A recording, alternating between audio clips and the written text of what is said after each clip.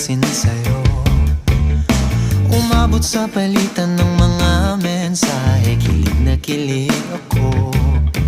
Kumusta, kain na, hello, magandang umaga. Ingat ka, pahinga, huwag kang masyadong magpupuyat pa.